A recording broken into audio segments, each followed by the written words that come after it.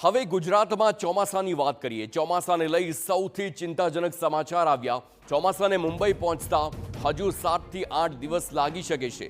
8 જૂનથી પશ્ચિમના દરિયાકાંઠે ચોમાસું સ્થિર થયું છે। છેલ્લા 6 દિવસથી ચોમાસું તેલંગાણાના ભદ્રાંચલમાં અટક્યું હોય તે જોવા મળ્યું છે। ચોમાસામાં વિલંબનું મુખ્ય કારણ બંગાળની ખાડીમાં ડિપ્રેશનનો અભાવ છે અને આગામી સપ્તાહ સુધી વરસાદી સિસ્ટમ બનવાના કોઈ સંકેત નહીં। છેલ્લા 2 દાયકામાં આ વખતે જૂન હજી સુધી સૌથી વધારે સૂકો રહ્યો છે।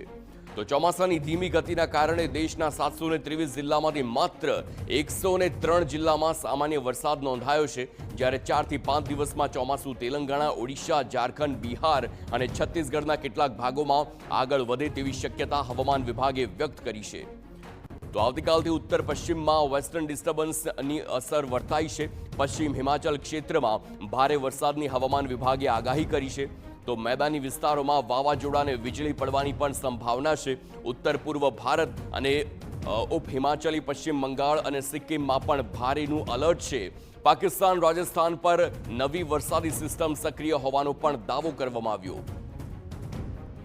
તો ગુજરાતમાં ચોમાસા માટે હજુ પણ લાંબી રાહ જોવી પડી શકે છે।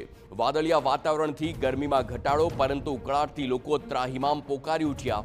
અમદાવાદ સુધી ચોમાસું પહોંચતા હજુ 5 દિવસનો સમય લાગી શકે છે। વાદળછાયા વાતાવરણ વચ્ચે અમદાવાદમાં ગરમીનો પારો 40 ડિગ્રીને પાર પહોંચ્યો।